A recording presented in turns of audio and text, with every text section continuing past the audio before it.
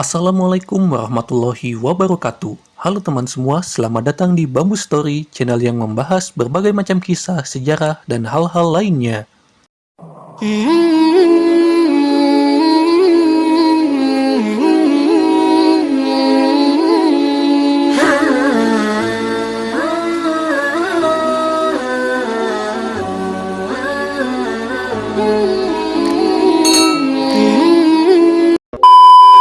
Pada kali ini, kami akan membahas kisah Abu Hurairah. Beliau adalah sahabat Nabi yang menjadi perawi hadis terbanyak, yaitu lebih dari 5.000 hadis. Walaupun beliau baru mengenal Nabi Muhammad 3 tahun sebelum Nabi Muhammad meninggal dunia. Sebelum kami mulai, kami harapkan dukungannya dari teman-teman semua untuk share dan subscribe channel ini agar kami lebih bersemangat dalam membuat konten-konten bermanfaat lainnya.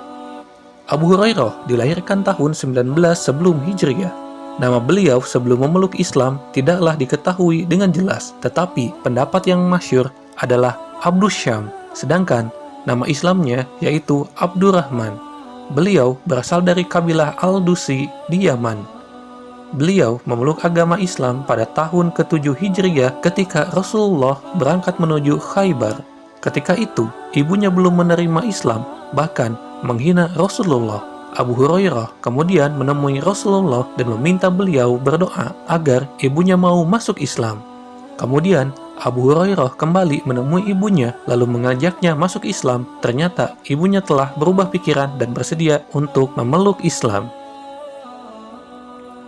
Abu Hurairah sangat mencintai Rasulullah sehingga siapapun yang Rasulullah cintai maka ia pun ikut mencintainya. Misalkan, Abu Hurairah suka mencium Hasan dan Husain karena beliau melihat Rasulullah suka menciumi kedua cucunya. Beliau diberi gelar dengan nama Abu Hurairah karena kegemarannya bermain dengan anak kucing. Diceritakan, pada suatu hari ketika Abu Hurairah bertemu dengan Rasulullah, beliau bertanya kepada Abu Hurairah tentang apa yang ada di dalam lengan bajunya. Lalu Abu Hurairah memperlihatkan bahwa di dalam lengan bajunya ada seekor anak kucing. Setelah itu, beliau diberi gelar oleh Rasulullah dengan nama Abu Hurairah, dan semenjak itu beliau lebih suka dipanggil dengan nama gelar tersebut. Abu Hurairah pindah ke Madinah untuk bekerja. Di sana, beliau bekerja sebagai pekerja kasar atau kita lebih sering sebut dengan buruh. Beliau sering mengikatkan batu di perutnya untuk menahan rasa lapar. Diceritakan bahwa beliau berbaring menghampar di mimbar masjid sehingga orang-orang menyangka beliau sudah tidak waras lagi. Ketika Rasulullah mendengar kabar tersebut, beliau langsung menemui Abu Hurairah dan menjelaskan kepada orang-orang bahwa Abu Hurairah berbuat seperti itu karena dia lapar. Rasulullah lalu memberinya makanan.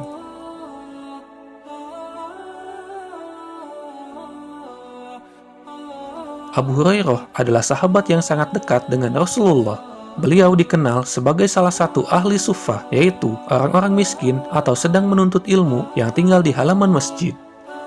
Pada suatu hari, beliau duduk di pinggir jalanan di mana orang-orang yang berlalu lalang. Waktu itu, beliau melihat Abu Bakar berjalan, lalu beliau meminta agar dibacakan satu ayat Al-Quran. Saya bertanya begitu supaya beliau mengajakku ikut dengannya dan memberiku pekerjaan, kata Abu Hurairah. Akan tetapi, Abu Bakar hanya membacakannya ayat Al-Quran lalu kemudian pergi. Kemudian Abu Hurairah melihat Umar bin Khattab dan berkata, "Tolong ajari saya ayat Al-Quran." Abu Hurairah kecewa lagi karena Umar melakukan hal yang sama dengan apa yang dilakukan oleh Abu Bakar. Tak lama kemudian datanglah Rasulullah. Nabi tersenyum. Abu Hurairah berkata dalam hatinya, beliau tahu apa isi hati saya dengan tepat. Beliau bisa membaca raut muka saya dengan tepat. Nabi memanggil, "Ya Abu Hurairah." Abu Hurairah pun menjawab, "Labaik ya Rasulullah."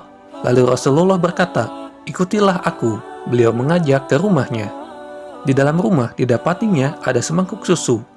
"Dari mana datangnya susu ini?" tanya Rasulullah kepada istrinya, dan dijawab bahwa seseorang telah memberikan susu itu untuk Rasulullah.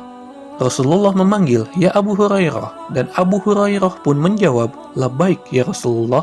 "Tolong panggilkan ahli sufah," kata Rasulullah. Susu tadi dibagikan kepada ahli sufah, termasuk Abu Hurairah. Sejak itulah Abu Hurairah mengabdi kepada Rasulullah, bergabung dengan ahli sufah di masjid. Abu Hurairah meriwayatkan banyak hadis disebabkan karena beliau mendampingi Rasulullah selama 3 tahun sejak Abu Hurairah memeluk Islam. Abu Hurairah berkata, "Sesungguhnya saudara kami dari golongan muhajirin sibuk dengan urusan mereka di pasar, dan orang-orang Ansor sibuk bekerja di ladang mereka. Sementara aku, seorang yang miskin, senantiasa bersama Rasulullah di mil'i batni. Aku hadir di majelis yang mereka tidak hadir, dan aku hafal apa yang mereka lupa." Hadis riwayat Bukhari. Pada mulanya, Abu Hurairah mempunyai ingatan yang lemah. Kemudian, beliau mengadu kepada Rasulullah. Rasulullah lalu mendoakan Abu Hurairah agar diberi dengan daya ingat yang kuat. Semenjak itu, Abu Hurairah memiliki daya ingat yang kuat sehingga Abu Hurairah mampu meriwayatkan banyak hadis, bahkan yang terbanyak di kalangan para sahabat.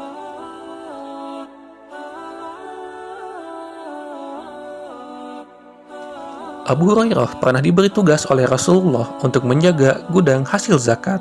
Pada suatu malam, Abu Hurairah melihat orang mengendap-endap akan mencuri lalu ditangkapnya. Orang itu pun akan dibawanya kepada Rasulullah.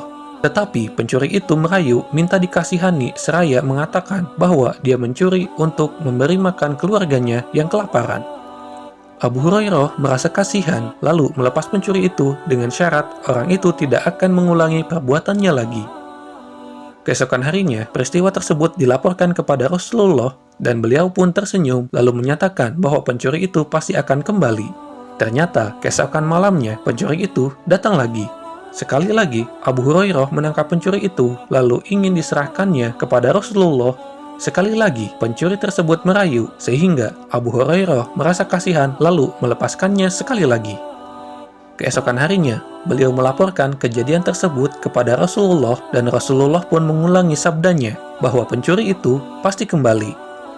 Apabila pencuri itu ditangkap sekali lagi, Abu Hurairah mengancam akan membawanya kepada Rasulullah. Keesokan malamnya, pencuri tersebut tertangkap lagi dan merayu agar dibebaskan sekali lagi. Ketika Abu Hurairah tidak mau membebaskannya, pencuri tersebut menyatakan bahwa jika seseorang membaca ayat kursi sebelum tidur, maka syaitan tidak akan mengganggunya. Abu Hurairah merasa tersentuh dengan perkataan pencuri itu, lalu melepaskannya. Keesokan harinya, Abu Hurairah menceritakan peristiwa tersebut kepada Rasulullah dan beliau bersabda, pencuri yang ditemuinya itu adalah pembohong besar, tetapi apa yang diajarkannya kepada Abu Hurairah itu adalah suatu perkara yang benar. Sebenarnya, pencuri tersebut adalah syaitan yang dilaknat.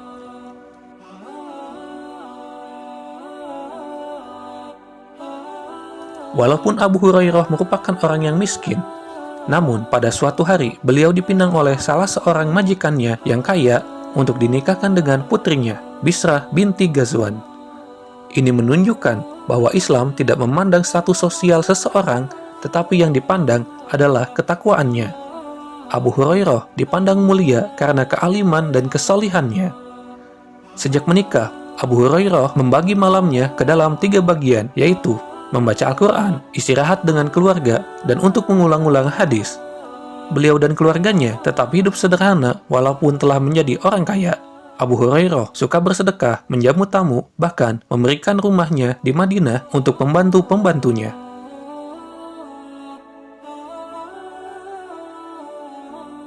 Rasulullah pernah mengutus Abu Hurairah berdakwah ke Bahrain bersama Al-Ala ibnu Abdillah Al-Hamdrami.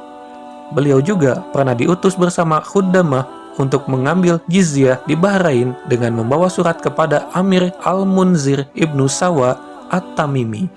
Kemudian Abu Hurairah diangkat sebagai gubernur Bahrain ketika Umar bin Khattab menjadi Amirul Mukminin. Tetapi pada 23 Hijriah, Khalifah Umar memberhentikannya karena Abu Hurairah dituduh menyimpan uang sebanyak 10.000 dinar. Ketika diperiksa, Abu Hurairah banyak memberikan bukti bahwa harta itu diperolehnya dari berternak kuda dan pemberian orang. Khalifah Umar menerima penjelasannya itu dan memaafkannya. Lalu Abu Hurairah diminta menerima jabatan gubernur kembali, tetapi beliau menolak. Khalifah Umar bin Khattab pernah melarang Abu Hurairah menyampaikan hadis dan hanya boleh menyampaikan ayat Al-Quran. Ini disebabkan tersebar kabar bahwa Abu Hurairah banyak meriwayatkan hadis palsu. Larangan khalifah kemudian dibatalkan setelah Abu Hurairah menjelaskan hadis mengenai bahayanya hadis palsu. Barang siapa yang berdusta padaku, Nabi Muhammad, secara sengaja hendaklah mempersiapkan tempat duduknya di dalam api neraka. Hadis riwayat Bukhari, Muslim, Abu Dawud, At-Tirmizi, Ibnu Majah, Ad-Darimi, dan Ahmad.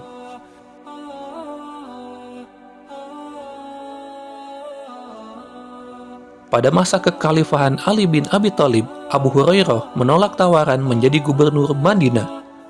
Ketika Muawiyah berkuasa, Abu Hurairah diangkat menjadi gubernur Madinah dengan saran dari Marwan bin Hakam. Di kota yang penuh dengan cahaya ini, Madinah Al-Munawwarah, beliau mengembuskan nafas terakhirnya pada tahun 57 atau 58 Hijriah, bertepatan dengan 676 atau 678 Masehi, di usia 78 tahun. Abu Hurairah meninggalkan hadis sebanyak 5.374 hadis. Hadis Abu Hurairah yang disepakati oleh Imam Bukhari dan Muslim berjumlah 325 hadis, oleh Bukhari sendiri sebanyak 93 hadis, dan oleh Muslim sendiri sebanyak 189 hadis. Hadis yang diriwayatkan oleh Abu Hurairah juga banyak terdapat dalam kitab-kitab hadis lainnya. Demikianlah kisah Abu Hurairah. Semoga kisah ini bisa menjadi inspirasi, menambah iman, semangat ibadah, dan khazanah keislaman bagi kita semua. Kami undur diri. Wassalamualaikum warahmatullahi wabarakatuh.